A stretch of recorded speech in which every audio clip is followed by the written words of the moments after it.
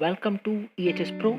इस वीडियो में हम बात करने वाले हैं एयर पॉल्यूशन के एक इम्पॉर्टेंट पॉल्यूटेंट के बारे में जिसका नाम है PM 2.5। बहुत कुछ जानने मिलेगा आपको इस वीडियो से। Lot to know and lot to discuss as always. तो let's start the video. PM 2.5 जिसे हम साधारणतः पर्टिकुलर मैटर के नाम से भी जानते हैं, PM 2.5 एक एयर पॉल्यूटेंट होते हैं जिसका डायमीटर 2.5 माइक्रोमीटर या उससे भी कम होता है। PM 2.5 हवा में उपस्थित ऐसे छोटे कण होते हैं जो कि हवा की विजिबिलिटी कम कर देते हैं। जैसा कि आप चित्र में देख पा रहे हैं, स्तर से अधिक होने पर हवा धुंधली दिखाई देने लगती है। ये इतने छोटे होते हैं कि इन्हें साधारण आंखों से नहीं देखा जा सकता है। इन्हें देखने के लिए इलेक्ट्रॉन माइक्रोस्कोप या सूक्ष्मदर्शी का उपयोग किया जाता है। ये हमारे बाल के डायमीटर के भी 3% होते हैं। As you can see in figure, जो सैंड पार्टिकल होते हैं उनका डायमीटर 90 माइक्रोन्स होता है। हमारे ह्यूमन हेयर का डायमीटर 50 से 70 माइक्रोन्स होता है। PM10 जिसमें मोस्टली हम डस्ट पार्टिकल को कंसीडर करते हैं, यह ह्यूमन हेयर से 5 गुना या 6 गुना छोटा होता है। उससे भी 5 से 6 गुना छोटा हमारा PM 2.5 होता है, जो कि बहुत छोटा होने के कारण बहुत ही ज़्यादा घातक हो जाता है। अगर हम PM 2.5 के सोर्सेस की बात करें तो ये फाइन पार्टिकल वेरियस सोर्सेस से एयर में आते हैं, जैसे कि power plants, motor vehicles, airplanes, घरों में जो हम लकड़ी जलाते हैं। इसके कुछ नेचुरल सोर्सेस भी हैं, जैसे forest fire, volcano eruption, dust स्ट्रोम और एग्रीकल्चर बर्निंग से भी ये आते हैं। कुछ एयर पार्टिकल्स डायरेक्ट एयर में घुल जाते हैं तथा कुछ एटमॉस्फेयर में गैसेस और पार्टिकल्स के इंटरेक्ट होने से एटमॉस्फेयर में बनते हैं। जैसा कि आप चित्र में देख पा रहे हैं कि यह चित्र शो कर रहा है कि दिल्ली में PM 2.5 के कौन से सोर्सेस हैं। तो हमें चित्र देखकर यह पता चल रहा है कि इंडस्ट्रियल एक्टिविटीज से 38% जो है PM 2.5 दिल्ली में निकलता है। उसके बाद 20% मोटर व्हीकल्स से निकलता है, जो कि बहुत ही ज़्यादा है।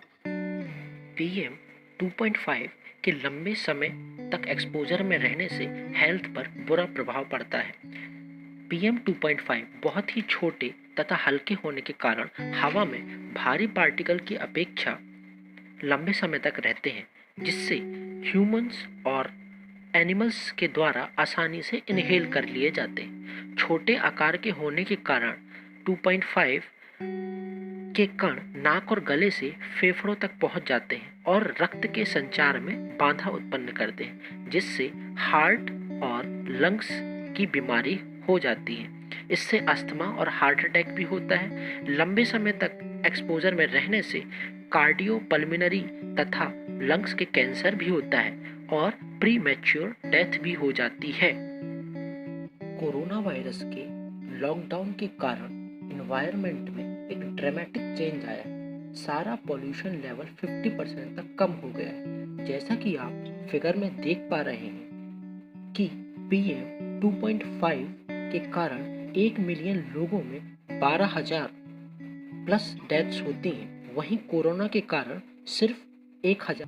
चाइना से एक डेटा निकल कर आया है जिसमें बताया गया है कि नवंबर 2019 में PM 2.5 से प्रभावित लोगों से मरने वाले लोगों की संख्या 85,000 के करीब थी और कोरोना में की वजह से इस समय तक 75,000 प्लस मौतें हुई हैं। पॉल्यूशन की समस्या को मापने के लिए एयर क्वालिटी इंडेक्स बनाया गया है।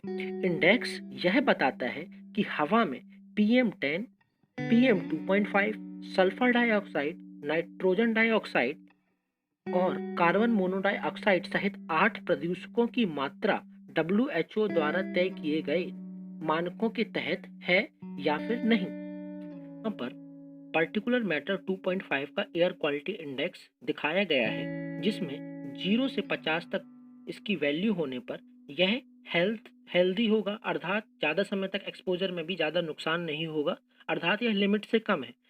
301 से 500 के बीच में यह बहुत ज़्यादा हेजार्डियस हो जाता है, अर्थात इसके लंबे समय तक होने पर lungs cancer, even premature deaths भी हो सकती है। अब हम बात करते हैं इसके कंट्रोल मेजर्स की। तो किसी भी पॉल्यूटेंट को कंट्रोल करने के लिए या तो हम उसके सोर्स पर बैरियर लगा दें या जहां वो प्रभावित कर रहा है उसको बैरियर लगा दें। सोर्स पर अर्थात अगर हम बॉयलर, फर्नेस बॉयलर है, उसकी चिमनी में अगर हम कोई फिल्टर लगा दें तो वही कंट्रोल हो जाएगा, या फिर कंबशन के लिए हम सीएनजी गैस का उपयोग करें। अब हम जहाँ ये प्रभावित होता है, जैसे ह्यूमन बॉडी को ये प्रभावित करता है, तो हम एक अच्छी क्वालिटी वाला फिल्टर का, एयर फिल्टर का मास्क का उपयोग करें, जैसे N95 मास्क का उपयोग करना चाहिए, या N95 से अच्छी एयर क्वालिटी वाला मास्क का उपयोग करना चाहिए, जिससे हम PM2.5 से प्रभावों से बच सकते हैं।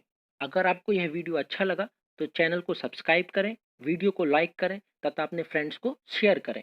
अगर आप हमें कुछ सजेशंस देना चाहते हैं तो आप कमेंट बॉक्स में बता सकते हैं। Thank you.